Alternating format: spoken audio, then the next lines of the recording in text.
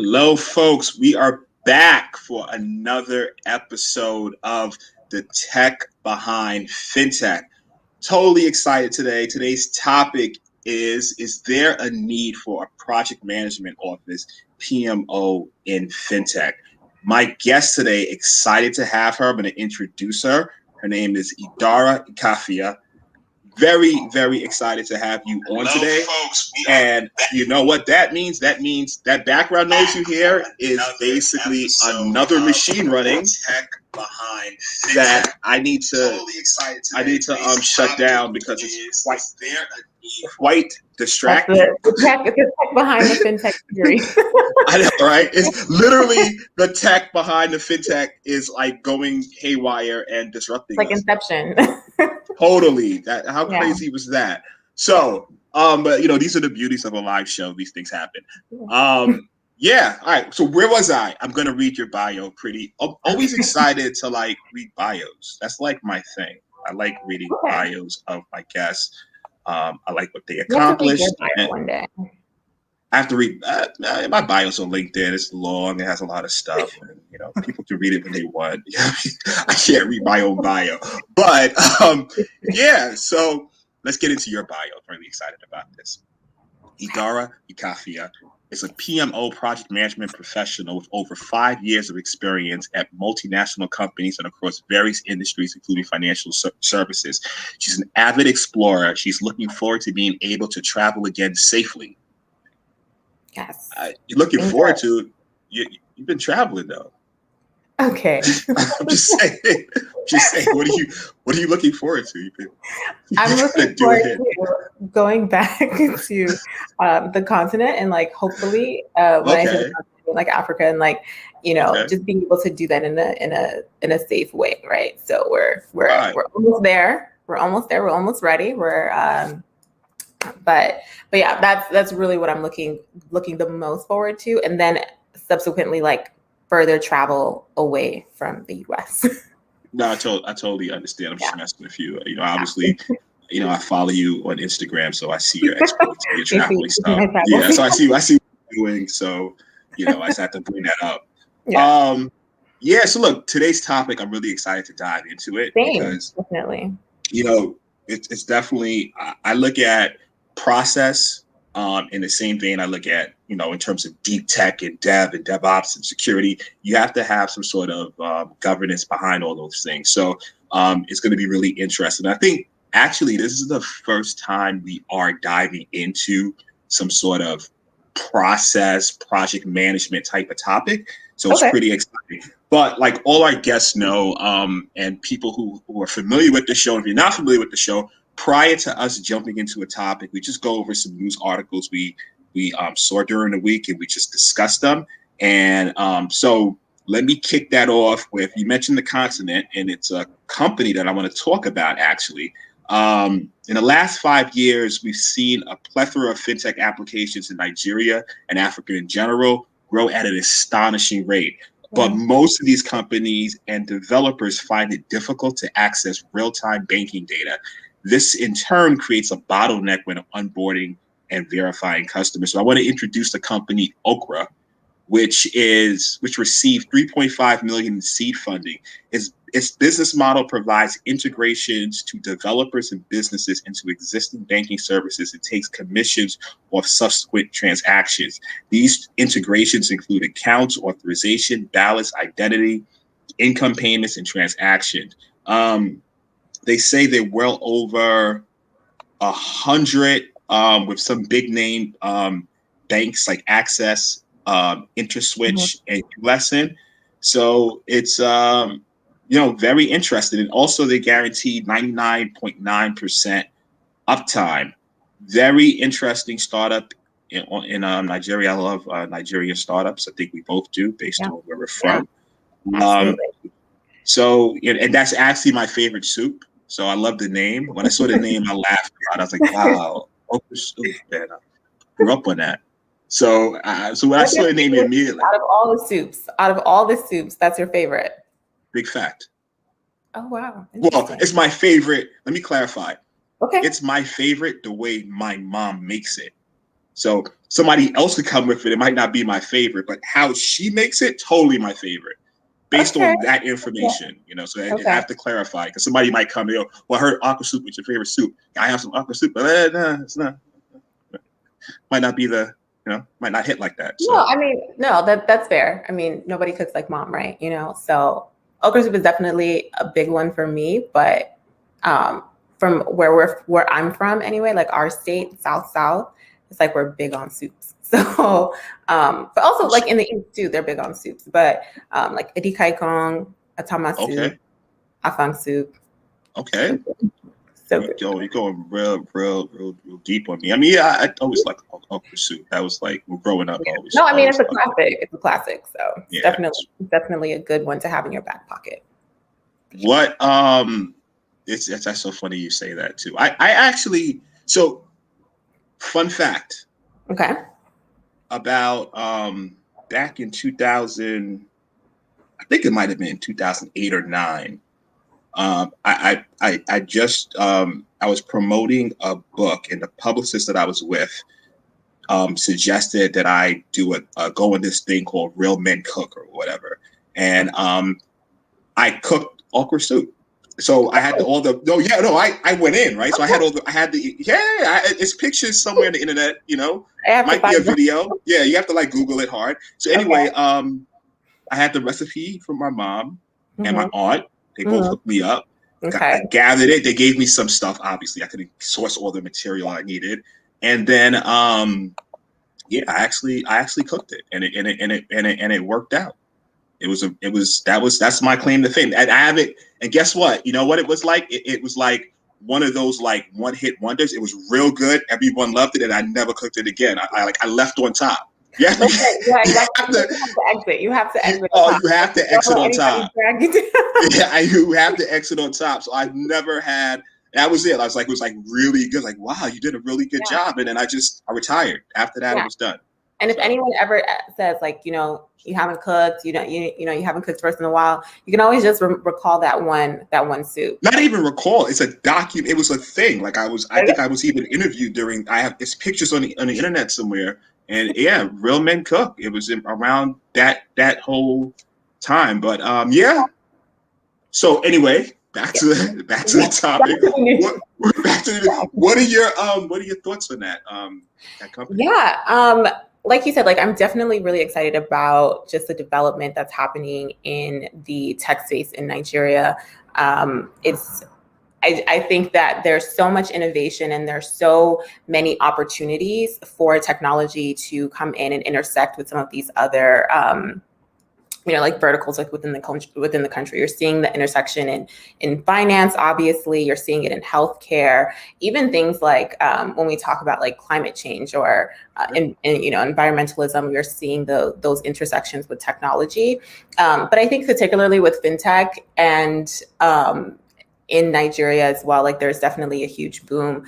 But I do hope that companies like Okra and like other companies, like, when you think about things like Paystack and Flutterwave, like I really do hope that they aren't stifled by regulation. Like I think that's like the big thing. As excited as I am for these companies, and I am super hopeful for the innovations that are coming out of the country, I do have like a slight hesitation of being like, I guess, fully excited because there's still that like thing in the back of your mind of whether or not CBN is going to come and like just change all of the rules all of a sudden, as we've seen with things like, like Gokada, and we've seen with Paystack, or we've seen with Flutterwave, or so that's like, a little bit of wariness there, But either way, I'm very excited. I'm excited to see that that Nigeria is definitely getting their shine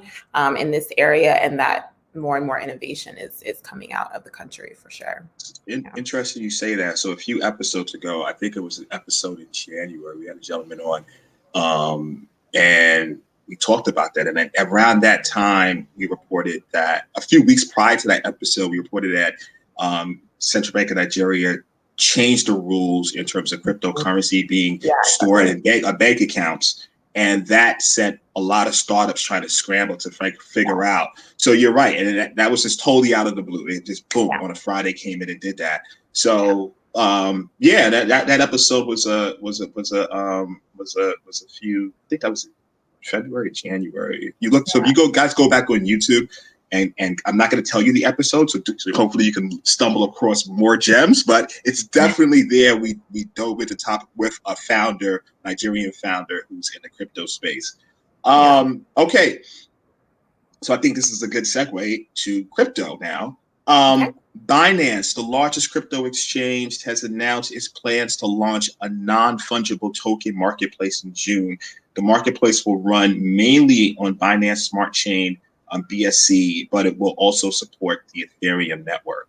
So we had another episode, and we got into GOT, my good friend of the show. We jumped into NFTs. So it's interesting now. It's going to be on one of the more popular exchanges. So that's going to, I think that's going to open up that market, further wider. Do you have any, because I don't know how familiar you are with the crypto space and NFTs, any thoughts on that? I'm definitely trying to get, more familiar, but if I'm remembering correctly, Binance is it's not widely available in the US, right? Like it's. I don't know about that. I know Coinbase. I think Binance is. I know Coinbase is more popular, but I think Binance definitely is available. But from an exchange perspective, I don't think it's. I have so many different accounts with these people, but yeah, I think it's definitely available. Yeah. Okay. I mean, I think that there's so much more that is going to come out of this like crypto space, because as it gets more legitimacy, there's more regulations and things like that. So it's definitely a space to watch and continue to get more familiar with. Yeah. No, I totally understand. I think from an emerging market standpoint, I think it's a huge game changer. Just blockchain in general, cryptocurrency. Especially, I know we talked about this before, like when the news came out with Venezuela, and they're really moving all of their currency over it and really utilizing, cryptocurrencies in that respect, whether it's Bitcoin and so forth. So, that's definitely interesting. One last, before we start getting into our news topic, I'm conscious of our time. Mm-hmm. Ethereum hits a record high this week. So I think it went up to 2,800. And the move comes after the European Investment Bank announced Wednesday that it had issued its first ever digital bond on the Ethereum blockchain, Ether's underlying network. So this led to speculation that the currency is gaining traction among mainstream financial institutions. So it's really interesting. So, for those that don't know, the difference between like on a Bitcoin platform versus Ethereum, you can actually build applications on Ethereum. So, and it supports, a lot of NFTs are supported on Ethereum, as well as other, they call it dApps, decentralized applications. So that's just really interesting. It going to 2,800 this week. I mean, if we look at the way these prices have been going, it's absolutely insane. Did you like years ago, were you into the whole crypto and investing in it or anything of that nature? So like I not as far as like investments, but I did like hear like kind of early murmurs and stuff about it. But at the time it was so foreign, it was kind of hard to like, wrap my head around it. And I just kind of brushed it off. It's like, oh, it's just another, like totally software thing or whatnot. And obviously hindsight is 2020. Should have, could have, would have. Found someone to find something for me.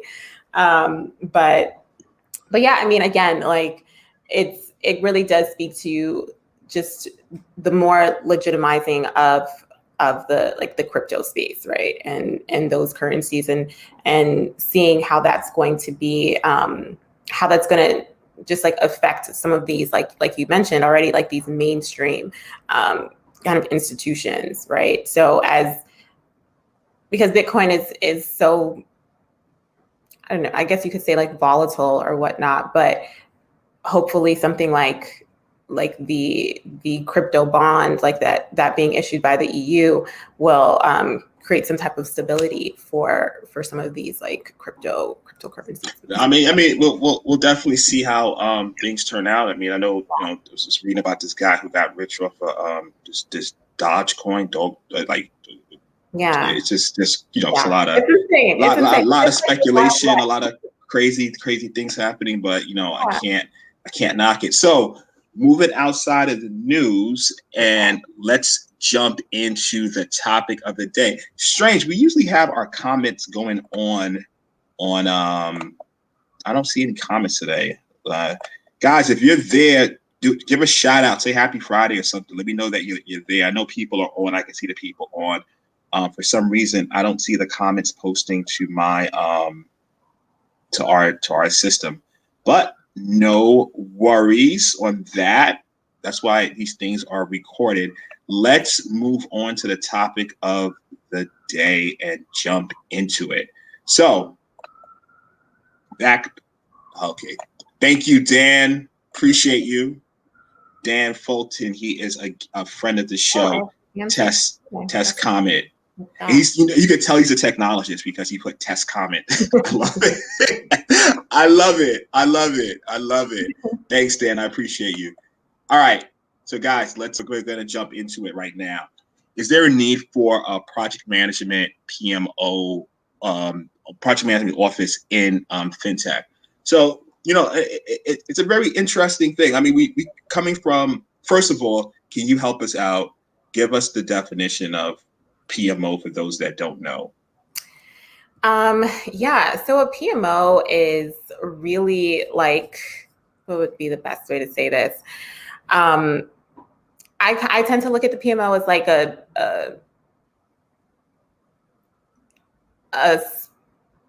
communicator in a way, kind of like a translator, but essentially it's really working to kind of to ensure that programs and projects and initiatives are being launched and executed properly within scope, on time, on budget, and kind of ensuring that those governances to kind of facilitate like good project launches, program launches, innovations, and things like that.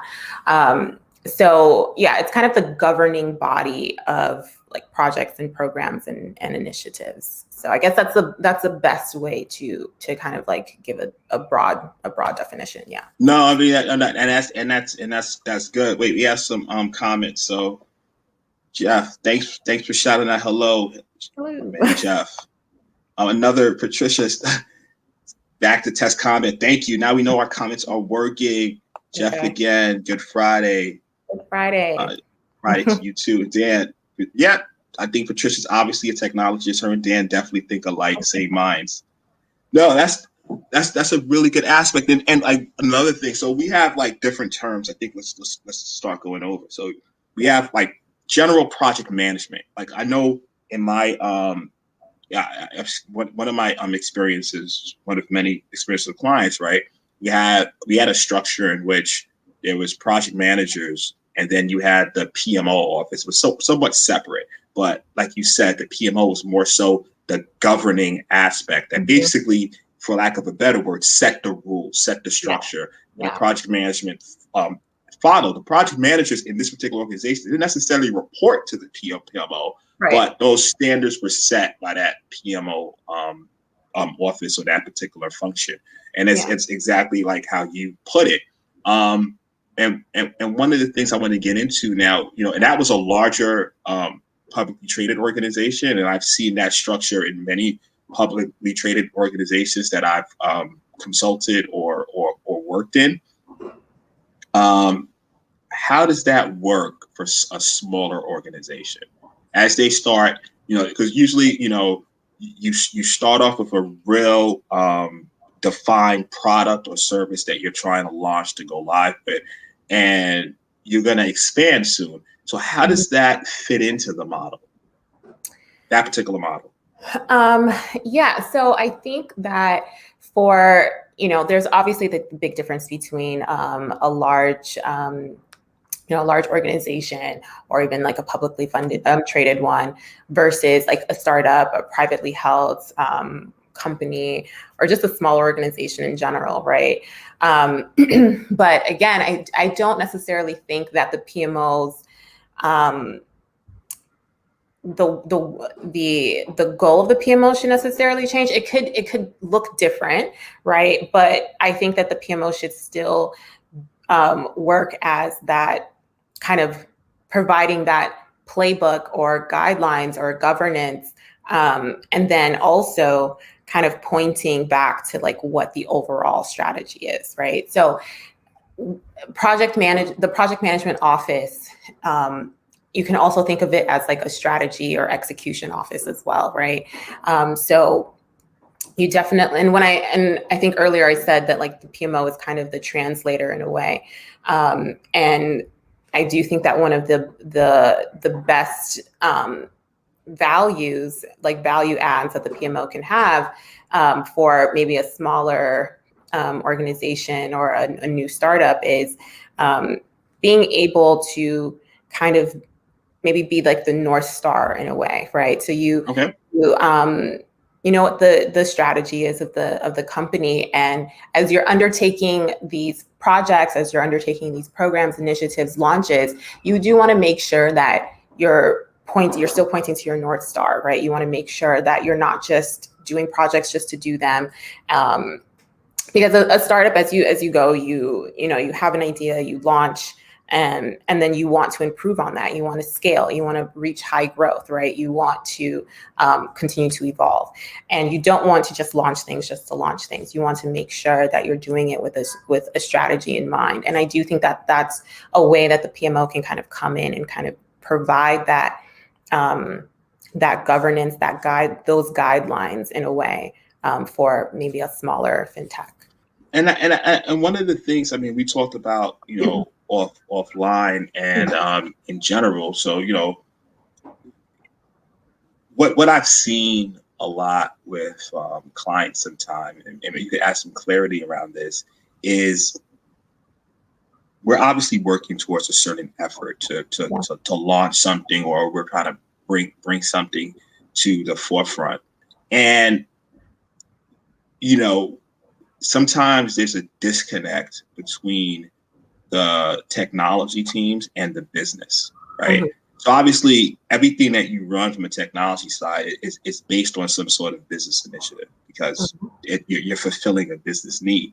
Right. But as you start going on with that process, sometimes you see the business might not 100% be aware of all of the details of it, or some of the challenges you may face, or as we know, right, market initiatives changes. So the business is dependent on the market. So market conditions can change. They might have to go in a different direction. So, and you used the word translator before. So how would you feel that that the PMO can step in and help with that situation?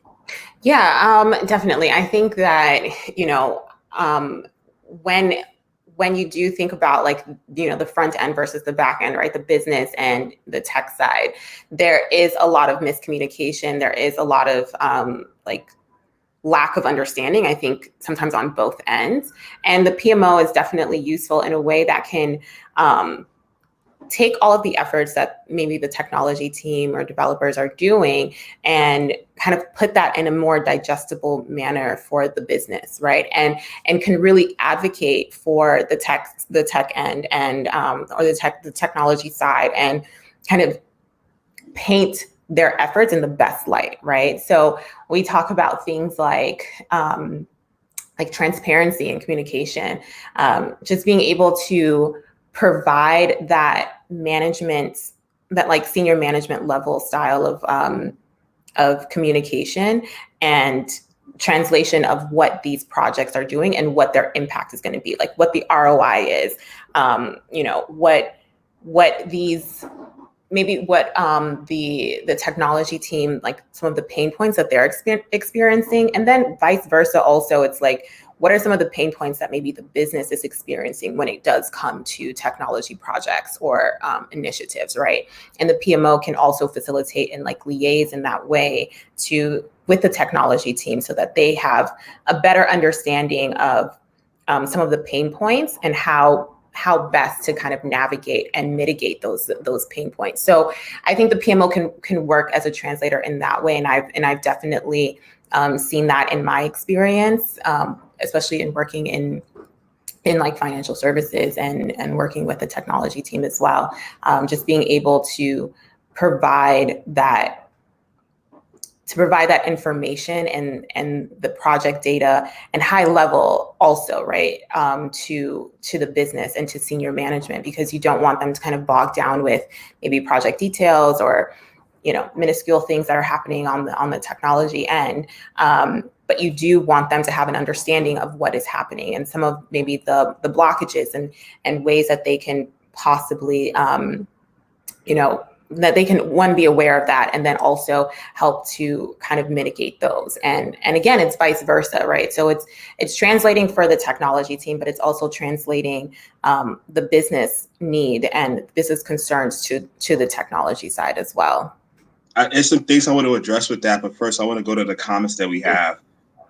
So first comment, evolving business plan much needed, especially with more movement to the cloud. So that's to the point we made earlier, in which we were talking that, you know, things are constantly in flux and changing. So how are those things being managed? Thank you for the comment, Jeff. Appreciate it.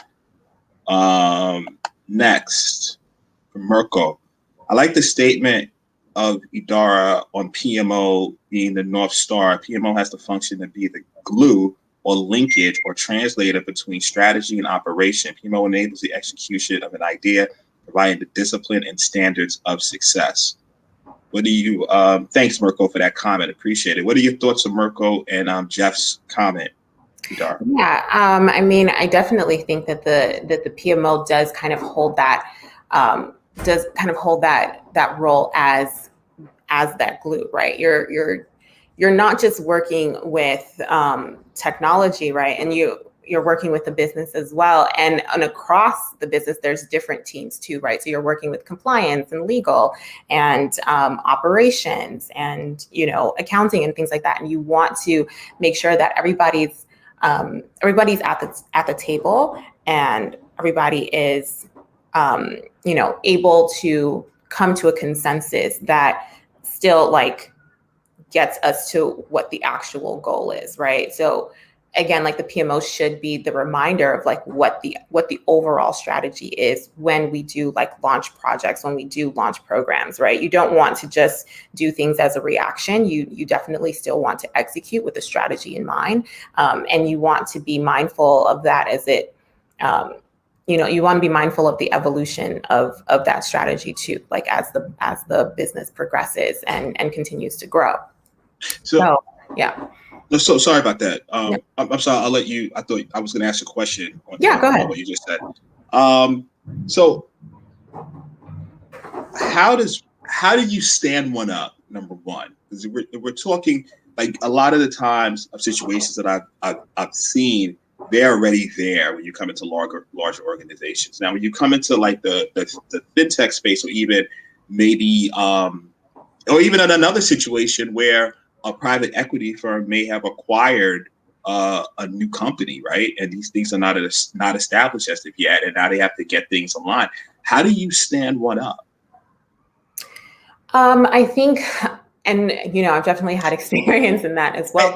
And two parts to that question. Not only how do you stand one up, right? Okay. Because what type of senior management support is needed? Because as we all know, you can have all great initiatives, but if you have no senior management support, they're just dead in the water. Yeah. So it's kind of a two-part question on that. Yeah, I mean, I think you have to get senior buy-in. You have to. Yeah. I don't think if you don't have that, it's kind of it's a failed launch from the beginning, right? You won't really see too much success in that, because and I think it's not just with the PMO or anything like that, but, you kind of see the culture is like top down, right? So I think that senior management buy-in is incredibly critical. I know that in my own experience, having buy-in from the CTO is definitely like incredibly helpful, because they're another C-suite partner that can really go to bat, I think, for the need of the PMO, and then that kind of trickles down within like the technology division itself, and can also like translate to other C-suite level executives, like across other divisions within the company.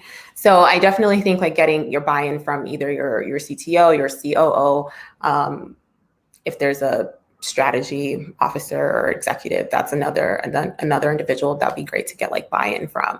And then as far as kind of standing one up, I think it's really about understanding what the true genesis of like the issue is, right? And I think with a small startup, right, when you maybe first start something, you're just kind of going. I kind of look at it like how in the beginning when we talked about the innovation that's coming out of Nigeria and the impact of the regulation on some of these companies, right? I kind of look at it like kind of parallel in a way, right? So if you're a startup and you're kind of just you're getting started and you're just innovating, you're creating products, apps, whatever the case may be, and you're kind of just going, right?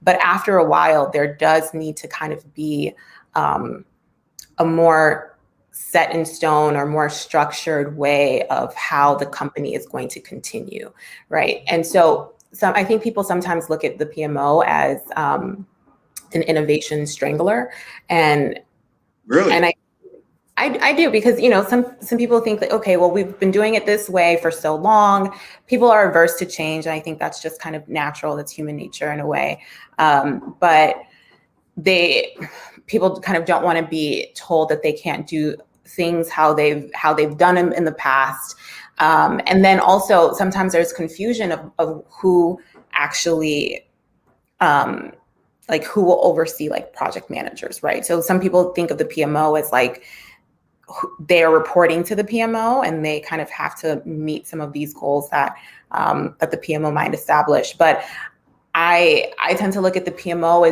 as providing just a guideline in general, not necessarily like a reporting office, but just a guideline in general for project managers and for the technology side and the business as well. But I think but either way, like when you're kind of standing one up or launching a PMO, I think it's really important to make sure that when you're doing your kind of analysis and findings, that you're speaking to not only senior management, but you're speaking to project managers on the team, you're speaking to your engineers and developers, and then you're also speaking to people on the other side of the business too, to really understand what the pain points are. Because it could be that what the main goal of the PMO is really just to create better governance on communication, or create better governance on reporting, or transparency, or an actual process, right? Some companies already have a process in place and it works, but maybe they just need a little bit more guidance in terms of how that is communicated to other teams within their division or outside of their division, like throughout the business. So maybe there's an aspect there that can be improved. So I think it's really about understanding like what the genesis of these pain points are, so that you can provide like the best solution, like the PMO can provide the best solution. It's not a one size fit all thing, No, that's an excellent response. I like that, because I'm getting that's good. I like that a lot. That level of detail that you provided. I mean, some questions from the audience. So I'm gonna definitely acknowledge their questions right now, but I just want to acknowledge what you said. I mean, the one size fit all, you can't. So it's true. It's a true consulting effort, really. That's what we do. It's like I can't provide the same solution to each client. It's not going to work. Yeah. It's more so I need to kind of understand what their pain points are and design it. So even though a lot of people have PMO offices, it's really coming in with that mindset. Like you said something key in that. We have to establish some goals, right? Yeah. Initially, and then we have to That's really good. Let me go to some questions first. It's Mirko's question. I really hope I'm getting your name correctly, Mirko. Question, Idara. There are so many project methodologies: Agile, traditional, Six Sigma, Lean.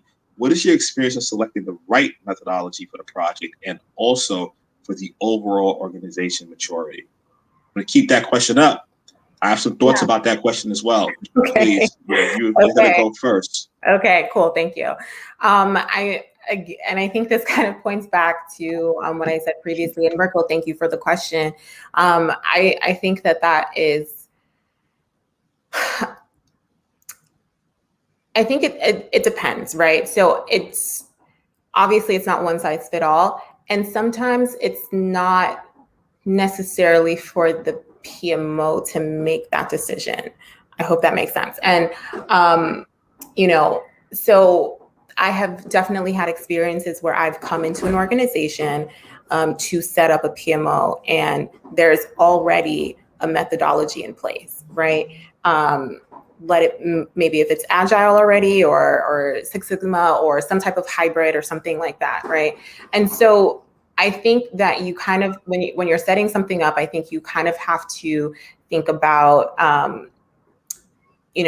quick wins, right? Like what can you do to establish the legitimacy of the PMO and to kind of show like the value and benefits. So it's not necessarily you're coming in there and you're like burning everything to the ground and you're, like starting from scratch. You do want to think about how you can build on what is already working, right? So obviously if something isn't working, then you can kind of like take a look at what the issue is and see if there's a better methodology that can be used. I definitely am a huge fan of Agile. I think that not in all cases, but I think in most cases, it's definitely the most helpful. And again, you kind of have to take a look at what has already been you want to take a look at like the data, right? Like the project data, like what's already happened and where can there be improvements? And if there's a better methodology that can provide those improvements, then you kind of go in that direction. But I don't think that, launching a PMO, you necessarily have to, again, like kind of destroy everything and then like kind of take it and do it build brick by brick. I do believe that you can build on top of a methodology that's already in place if that methodology is already, strong and working. But I'll let you put your points. No, I mean, I think, look, you took a lot of the words out of my mouth. I'm a fan of Agile. I'm a fan of like MVP culture. I'm a fan of iterative launches. I don't believe in big bang waterfall theories. I like, bring it in small batches and let's see what it's worth. Let's get real customer feedback. Let's not just get, somebody from the business even just saying, oh, do this, do that. You launch it. No, I don't like this, the way this looks. But no, what are the customers saying? Let's interact with the market and let's make those changes in it and put that back into our service or product. So, I went through a point in which, studied a lot of these methodologies, got the certs and everything. And then you do all that stuff just to really go through the process of saying, you know what, I just want something that works consistently, right? And it's efficient. So yeah, you might come into an organization, I can't go in and start talking about like PMPs and let me get one. And I can't start talking about Agile. Okay, I have that cert. Okay, so I see the nuances and things like that. Let's just make it really efficient. So that's how I totally agree with you. And then from a PMO perspective, obviously you're not coming in and earth scorching and starting from ground. You say, okay, what works? What historically failed? What are some metrics? Okay, where can we make the quick wins? No, I love it. Great. Just really quickly, I did have an experience too, and working in a completely different industry. It wasn't technology or finance or anything like that, but and the methodology was waterfall. It was very, very traditional, and I'm not necessarily, like, my suggestion wasn't necessarily to take them to a full-on agile methodology, but some type of a hybrid, right? So that way that there's still some elements that are familiar and do actually work in that industry. But then there's still some ways that we can improve, right? So it doesn't always have to be, fitting a square into a peg or a circle, peg, hole, circle, hole. You know that analogy. No, 100% get it. 100%. I was like, wait, you got it. Into a circle. Peg, it's all good. It's all good.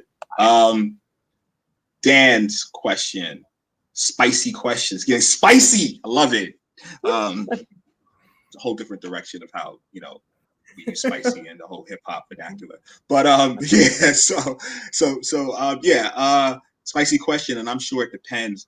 But is the best PMO a former technologist, a former person who worked in that biz, or someone with just general skills? Yeah, Daniel, thank you for that question. And yes, it definitely depends. But I have found, like, in my own experience, I've worked in various different industries, like night and day industries. And I think that the thing that for me made me the most successful was kind of my personal, like, you have your soft set of skills, right? Because it is a very personable, like, role and function.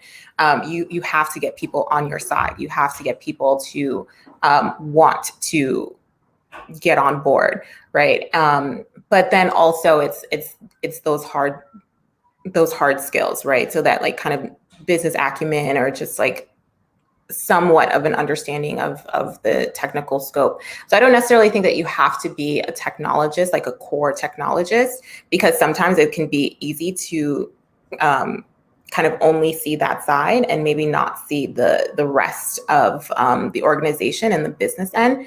And the same thing goes on the other side, right? If you're just coming from the business and your eyes aren't necessarily open to the back end or the technology end. I think for me, what served me well is just the fact that, again, like, I've moved around in various industries. So I've always been just pretty open to seeing, like, what both sides are trying to accomplish, and then finding the best path for both sides to be happy and on board with it. If that answers your question. Yeah. Thanks for that. Let's go to it. The next question, my guy Jeff. Thanks, Idara. Diversity is real, especially when various groups have some independency with the PMO. How does one communicate this change, this doctrine, throughout your organization? Iron fist. The room for the iron fist. That's how you do it, Jeff. Yeah, I think that, I mean, again, it goes back to communication. And I think some of these things, I keep saying these themes, but it really is true.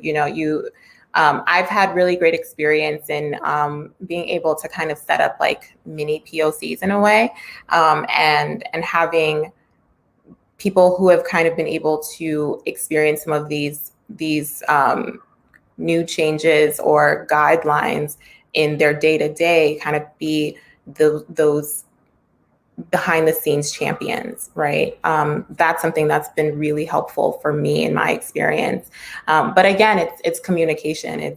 It's being able to present these changes, not necessarily as doctrine, but a more softer way, I think, for in my experience anyway, but just as a way that's going to help the business. You always want to make sure that you're communicating the benefits, right, to both the technology side as well as the business side.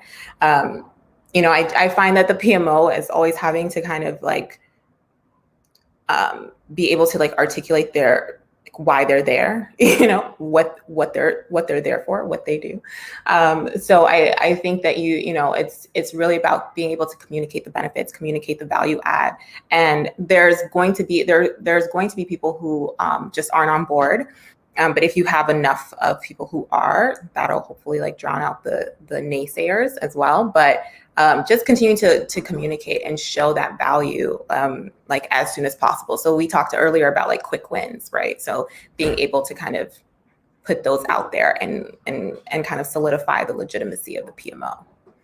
I mean, the PMO is one thing, but I look at it like any type of digital transformation, any type of transformation. A few things that you said. So one of the approaches that I use when, you come into an organization and you have people that change is hard for a lot. So I like what you said about the POC. I like what you said about, in my past too, gaining champions, because I'm a fundamental believer that everyone, even though it's coming in with this mindset, right? It's obviously outliers, but everyone wants what's good for the company. Absolutely. That's the first thing, right? So you come there. Now, obviously, that's not the case 100% of the time, but we're just broad scoping here, right? Everyone wants what's good for the company. Okay, great. So the reason they're reluctant to change sometimes is not necessarily because they want to necessarily damage the company. They just think that their way is the best way for the company. So once I come with that mindset, it's, I've changed, when I first, early on, it was different, but while I'm working with different companies, people are like, okay, look, everyone, those truths, everyone what's best for the company. They just think that their way is the better way, and they're reluctant to change. So now what I have to do is show them how this new way, right, can, first of all, help them in their job function and save their time and benefit the company. Yeah, what is the quickest way for me to do that? Mm-hmm. And what is the quickest? Then, the most powerful thing is, whether we're talking about PMO, digital transformation, or other aspects of life, turning a non-believer to a believer.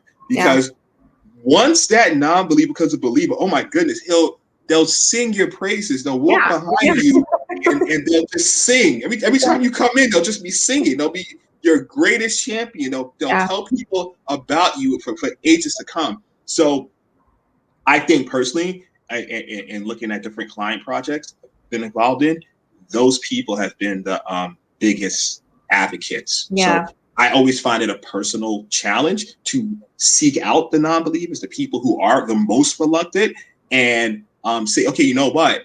How can I get this person to be? And like I said, I've been successful in that when I don't come at it from a point that they're, this guy just doesn't get it, or this person doesn't get it. And I have to believe in my heart, they want what's best for the company. They feel their ways is what's best. I need to show them that there's a better way, and then we can both come to some sort of common ground. We have a LinkedIn user. We have a couple of stuff going on. Okay. Oh, first, Mirko said that's a perfect pronunciation of his name. That's what's up, because he comes every week, so that's my guy now. So I want to make sure I'm pronouncing his name correctly. LinkedIn user. So when I see a LinkedIn user, I have to go to another Tech Behind FinTech technology to see who exactly. I like to say people's names. So give me a second so I can see who the exact name is. Oh, Medina. She's another friend of the show, past guest. Dara, hi. What are your thoughts of having the PMO constructed within an organization as half separate entity, half embedded? Interesting. I'll let you handle that question. Okay.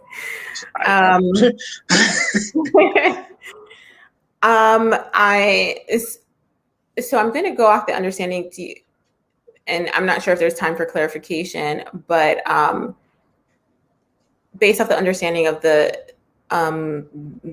organization as a whole, or just the technology organization.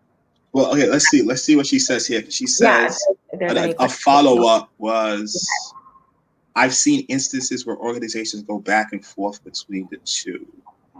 I'm not 100% sure. I'm not sure. So, Dara, what are your thoughts of having a PMO constructed? So, are you saying as a separate entity, half embedded? Yeah, I'm not 100% sure the question, but if you can give some more details around that, Medina, will be greatly appreciated. Yeah, that'd be great. It sounds like an interesting question. Let's go on to Mirko's question. Dara, what will be the future?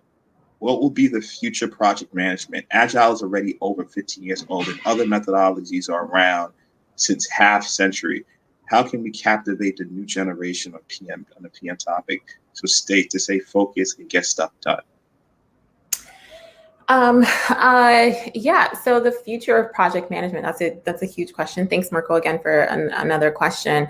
I mean, I think the future of project management kind of ties in with the future of technology. I think that as companies continue to kind of grow and more companies come up, there's definitely going to be easier ways to execute. There's going to be easier ways to get things done. But I don't think that really kind of dissolves the need for project management or PMO, because I think the PMO can really exist as again, like the North Star, and really thinking about like the strategy and execution of the company, or programs and projects within the company. I think specifically project management, there's still going to be that need for organization, for management in general. But I do think that technology is going to help a lot with that.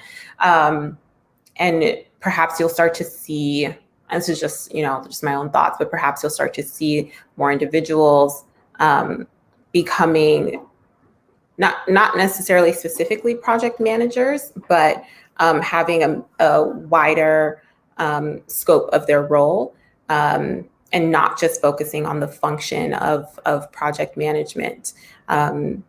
Just as technology provides more opportunities and ways to kind of automate and manage things. But I do think that there's still going to always be that need to have that overall organization and governance, and translate that back to the actual individuals who are behind the business or behind the technology department as well. So no, I mean that's an excellent question.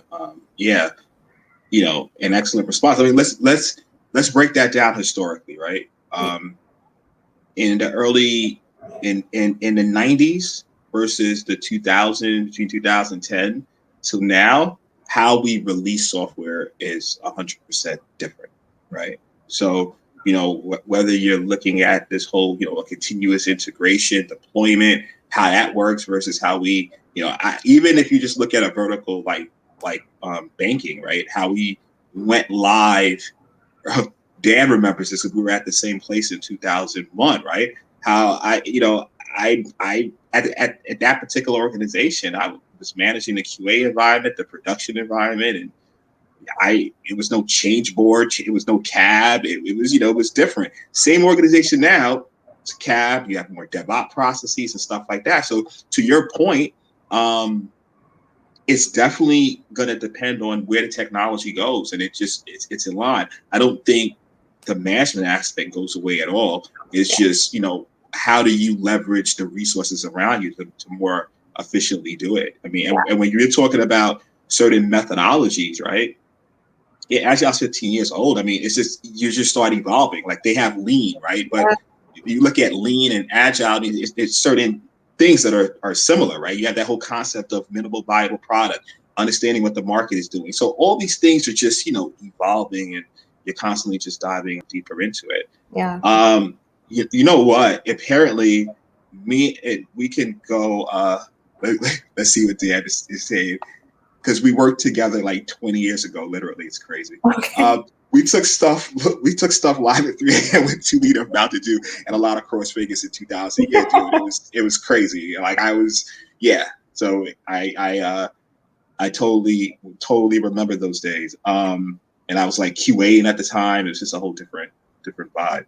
But yeah, totally different now. And did we have project managers in that particular space that Dan and I worked in? It was more so, but they were more so like development managers and project. They did development manager, but kind of had the project management facility. There was no aspect of, organization wise, probably a PMO office that set the rules, but we kind of just in our little group, we did our own thing. But that was 20 years ago. The game changed and evolved since then. So, so I think sometimes when you're looking to the future, you kind of look at the past to see what happened historically, and you can kind of map out the future. It is 5 minutes from 1 o'clock. I held you way over our. Yeah, I know, right? It's crazy. Like it feels like we were just talking for 10 minutes. It literally. How do you owe me lunch? I do owe you lunch. So that's the running joke well, I consider it a joke. She's actually really serious about it. Very serious.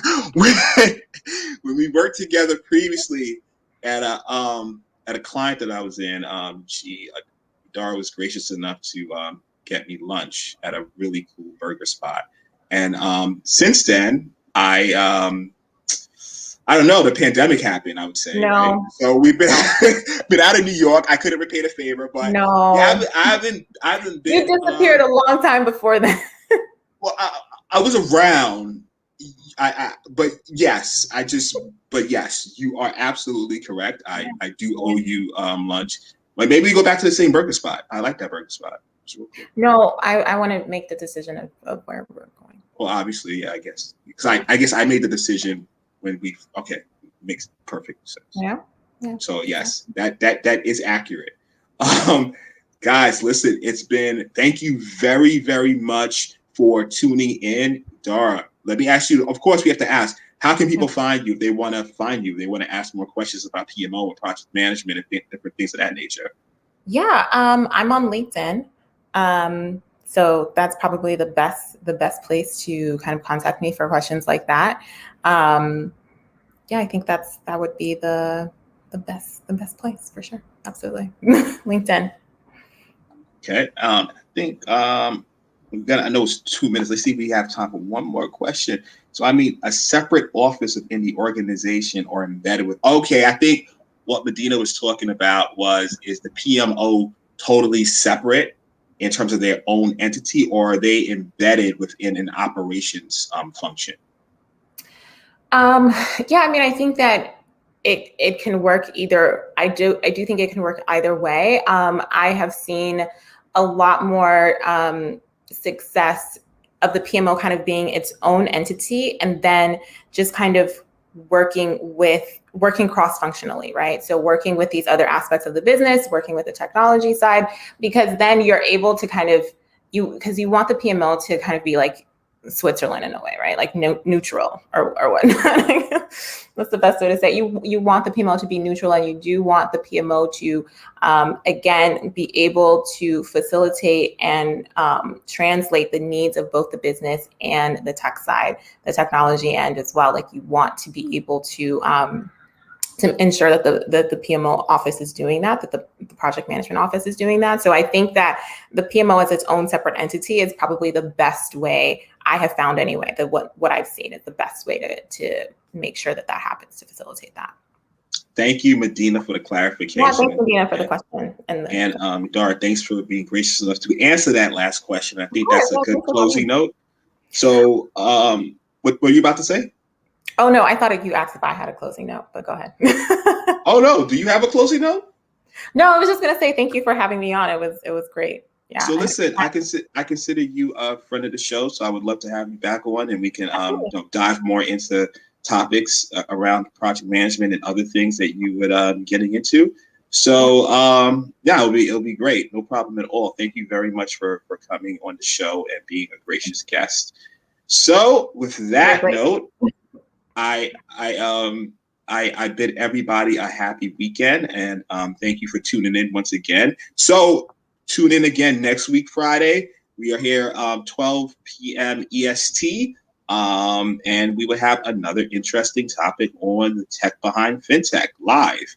Thank you very much once again. Idara, I'm going to contact you offline, and everyone take care. Cheers. All right. Bye, everyone. Thanks.